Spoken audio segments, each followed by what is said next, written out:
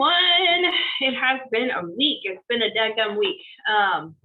So usually I do my Wednesday word or my timeout Tuesday, and I made it to timeout Tuesday. Sorry, my hair is super windblown. I made it to timeout Tuesday, but I did not make it to Wednesday word. I got sick. Not like sick, like traditionally sick. A couple of months ago, I was diagnosed with Lyme disease. And while I've known I've had these problems going on for a while, I hadn't started doing therapy for them. So everything that I was doing to manage my health, to increase my energy, to decrease my inflammation, was kind of keeping the symptoms at bay. But recently I started working with a practitioner to kind of start getting rid of Lyme disease, which is a very, very strenuous process on the body, especially knowing that I probably had it for 10 plus years. Not exactly sure when I got it, but guessing probably when all of my symptoms of like skin problems and food allergies and allergies and asthma and arthritis and stomach issues all kicked up. So I was about 19, and all of these things is just kind of like a storm cloud of all of these problems all at once, and they kind of just like kept stringing out. And then I had babies, and it got worse. And I had postpartum depression, and I had anxiety, and I had all of these things, and I gained and lost weight, and it just kind of continued to get worse. And I remember telling my husband one day, I was like, I just want to wake up and feel good in my body for one day. I just want to wake up and feel energized and not have any pain, and just like think like someone who doesn't have like a cloud over their brain probably thinks. And I know for some of you that's probably like, oh, it's kind of depressing, but that when you live with chronic pain, when you live with chronic illness, that's how it feels many days. And it feels kind of heavy. Like today's been not a physically hard day, but a mentally hard day, because it's both. Dealing with chronic disease, chronic illness, chronic inflammation, whatever you want to call it, is mentally challenging. And I have been dealing with these mental challenges for the greater part of 10 to 12 years, thinking that something's wrong with me, like just mentally something's wrong with me. I want to be happy, but I can't. And I don't know what it is. If I work harder, if I'm more focused, if I try more time management things, if I buy another freaking planner, I'll be more put together. But let me just share something with you that was freeing to me, was that the things that I'm going through right now have been trailblazers for other people behind me who feel like they struggle with these same things, to seek help, to seek support, to find community. So I'm not upset that I've gone through these things, but I'm just telling you from a personal perspective that it is hard to live in my brain some days. I am a firm believer in Jesus Christ as my Lord and Savior. And there's this stigma in the church that if you have mental health issues, you don't trust God. And that's not the case. I trust God with everything. And I spend so much time in prayer, constantly just like, God, take this thing away from me. Like, just give me a brain that works without like really needing help, make things work normally. Why do I not work normally? And it reminds me of the time when Jesus is praying in the Garden of Gethsemane. He's like, God, take this from me. Take this thorn out of my side. But if it's your will, I'll go and do this thing. And I probably quoted that wrong, but I remember that story vaguely about how Jesus had prayed for God to take it from him, take his frustration from him, take his burden from him. But if it's your will, God, I'll walk through this and I'll do this. And I kind of had the point today. I had a mommy timeout. I don't know if you know what a mommy timeout is, and I don't know if I should be admitting this, but a couple of days a week I have a sitter, a young girl from our community who comes and she hangs out with my kids for a couple hours, so I can finish up work, I can go to the grocery store, I can go to the gym, just a couple hours of just like not interacting with my kids, because my husband works long hours, we don't have family up here, and I really don't get breaks unless I have people come in and help. And I finally realized, like, I'm not going to feel bad about asking for help this year. I'm going to embrace help, even if it's hard for me to ask for it. But she comes in, and I was like, okay, I'm gonna go to the grocery store. Well, I took my lunch, which was a can of chicken and some crackers and my drink, and I went to my car. And my car's parked in the garage, and I sat in the garage for probably 30 minutes without turning it on, no sound, I was actually listening to Brendon Burchard. He has this app called Growth Day. And it's a little orange app. It's a new app that I have started this week for personal development, because one of the things I know about myself is that if I'm not growing, I'm not teaching people, I'm not taking action, I'm not taking steps of faith. Like, if I'm not personally growing my mind regularly, I stagnate really easily. Because again, I struggle with the mental barriers. I struggle with feelings of lack. And trust me, when I say that I have done all the personal development, I've done all the personal development, and I apply it and I teach it. But we never reach a point where we know it all. And I love Brendon Burchard's book, Six Habits of a High Performance, Six High Performance Habits, or Six Habits of a High Performer, something like that. It's on my shelf somewhere. I can't read it. There's stuff on my bookshelf, as you can see. It's kind of a hot mess in here. This is where everything comes to die. But so I thought, you know what? Let's just try. I was listening to a podcast this past week with him and Amy someone. She's a marketing guru. And he was talking about this app. And I was like, how good would it be to get up in the morning, to start my 5 a.m. club again, get up, because when I got the flu, I stopped getting up early, and then it just becomes easy to sleep in. But I was like, this would be good to do, because I'd have a structured morning routine. I could sit there, do my daily devotional, spend time in the Word, do my personal development, drink my pre-workout, go to the gym, be home before everyone gets up, still have time to shower and get ready for the day. And then I started my day off successful. What happens after that, I don't know.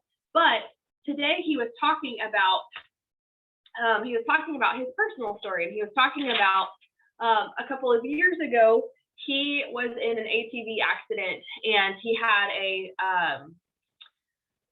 traumatic brain injury where he broke a lot of stuff, and his brain was like shaking in his head, and he had really bad concussion. And it was a really long road to recovery. If you know anything about traumatic brain injuries, they are extensive to heal. It's a long process. You have to relearn a lot of things, and it could be where it's a make or break thing, because your mind literally can attack itself. So he said in here, he said, either this is the thing that's going to launch me into what I'm becoming, or it's where I quit. And I thought about that in relation to getting the Lyme disease diagnosis. And largely until this last week, where I've really felt symptoms of it, I have not given it any thought. My younger daughters have it as well. And so it's more like, let's get them on the supplements. Let's make sure that they're doing their stuff. But I put no thought really into my own treatment and how things are going and how I'm feeling or any of that. And this week it hit me. It's like, you can't ignore this, because this is going to affect everything that you're trying to put into motion right now. And you can look at it two ways. Like, the enemy's coming after me because I'm trying to new levels, new devils, all of that. Or you can look at it as, this is the gift that God has given me, that comes through struggles and challenges and a little bit of suffering, in order to get to who he's trying to create me into be. And like what he's trying to break me of, and the things he's trying to break me out of. And depending on what your relation is with faith, you may look at that in two different ways.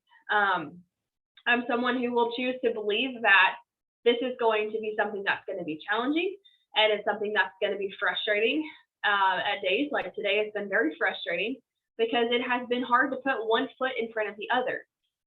It has been hard to shower and put makeup on and get dressed. And it's very much not something I want my children to experience. It's something I don't want anyone to experience, because it's not fun.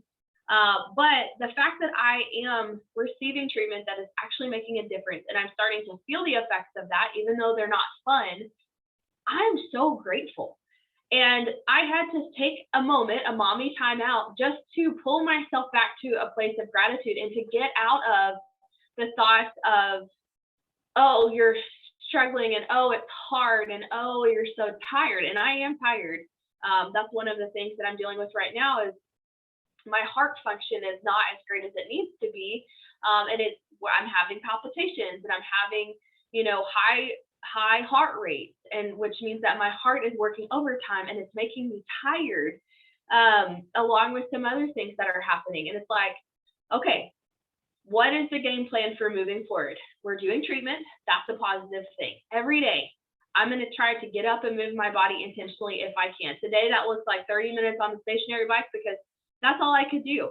I'm still very sore from the episode I had on Wednesday, where like it felt like my muscles were just so tight and tense, and I was running fever, and I just felt bad. But I really had to ask myself, are you going to stay in this, or is it something that you're going to use as a tool to grow? Are you going to take this time of mental struggle and learn how to grow from it by intentionally saying, whoa, just pause. I am healthy, I'm well, I'm whole, I'm healed. And just figuring out the affirmations that make me feel good, that bring life back into me. And I know this sounds so crazy, guys, but when I say I've tried all the things medically, I have tried all the things medically. When I say that I have done all the woo, I've done a lot of woo. I've done tapping. I've done some different kind of therapy. I've done counseling. I've done a lot of different things. And I finally just had to go back to that scripture that says, take every thought captive and submit it to the Lord. And so I literally have had to do that out loud, which makes me feel so crazy. But when I'm in that mindset cycle of, oh, I'm in pain today, I'm so tired, I'm tired of my kids, I just need a break, blah, blah, blah. I am healthy, I'm well, I'm whole, I'm energetic, I'm an intentional, loving mother who is present with her children. I am an intentional, loving wife who sees the sacrifice of her husband and loves him the way that he needs to be loved. Because it can very easily turn into all about me and a selfish pity party very quickly. If you have chronic pain, you understand. It's hard to get out of that mentality, but are you going to quit because it's hard or grow into something more? I'm not going to give up. I've come too far. Like, I've done a lot of therapy already. Like, I have come too stinking far to quit. I'm not going to quit. I'm not going to give up because I have two little girls right behind me going through the same treatment. Hopefully, I am praying every single day, every time I think about it, that it is not in the severity that I have felt, but I'm having grace. I'm having more grace for them and with them and more compassion and patience, because if I feel like this and they have the same things that I have, I can only imagine what they feel in their little tiny bodies and not being able to communicate how they feel. So extra snuggle, letting them sleep in my bed, getting up with them in the middle of the night when they're having pain, like doing all the things. Here's the other thing. He said this and I just loved it. Have faith in your future. Have faith that there can be a better future. And if you don't have people in your corner rallying around you, like, have faith that things can get better. So I had this mommy timeout, and then my beautiful friend and my mentor in my network marketing business sent me a Christmas package that got rerouted to our old house that I got today. And how good is God's faithfulness? Because I needed this. So it's a year of positive thinking, daily inspiration, wisdom, and courage. It's like, how awesome is that? Like, I was just like, oh my gosh, perfect timing. So let me read you today, because it is so good. Okay, it is January 28th. Yep, the start one. Okay, live life with abandon.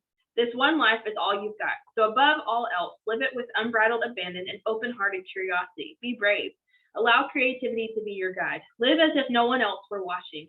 Dance, play, sing out loud, make the kind of magic that dreams are built of. So I just wanted to share this today because I did not get a chance.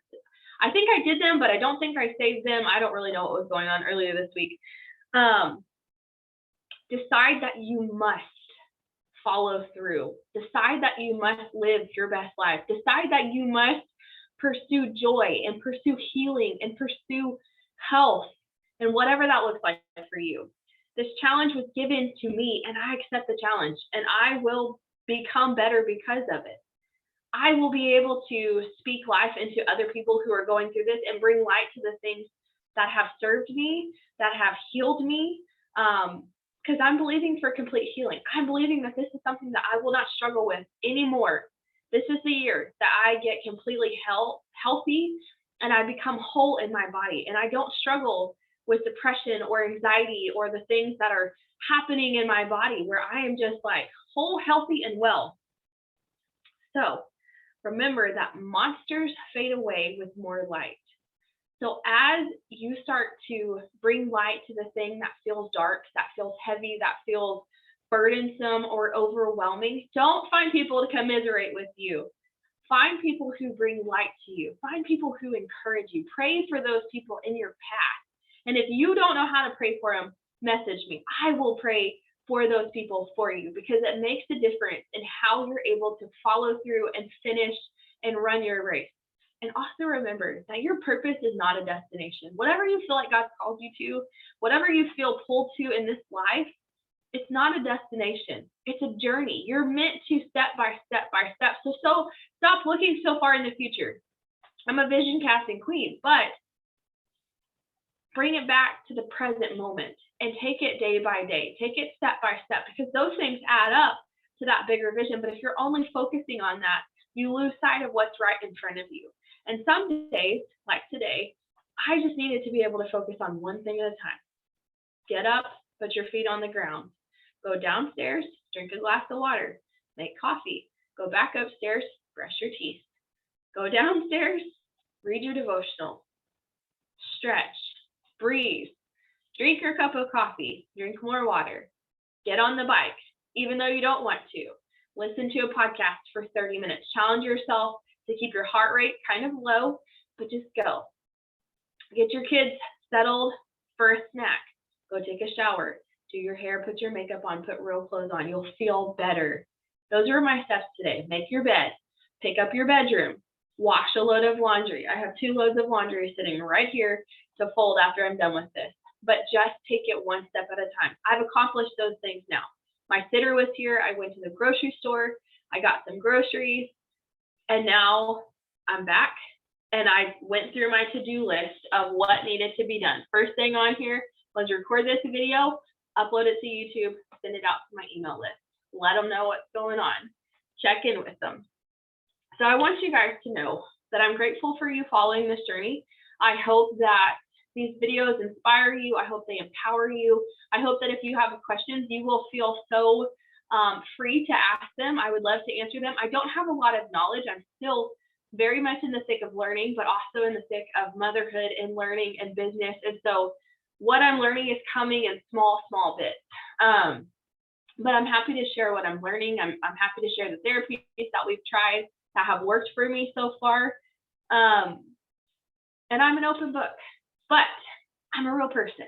So just know that even if it looks good on social media, sometimes behind the scenes we're struggling and we're trying to figure out what the next best thing is, what the next right thing is. So that for me is working with groups of people because right now my capacity is limited. So this year only will I be working in group coaching sessions through the Mastermind, the Savvy Mompreneur Mastermind. It's an 8-week mastermind for women who are in business, who are looking to start a business, or who are looking to restructure their business. My goal is to teach you habits over hustle, value over volume, and how to become profitable without sacrificing your priorities. Those are my main goals to help you thrive in your business, help you feel aligned with your business, help you find joy and peace and excitement in your business, and to not dread the things that actually make a difference.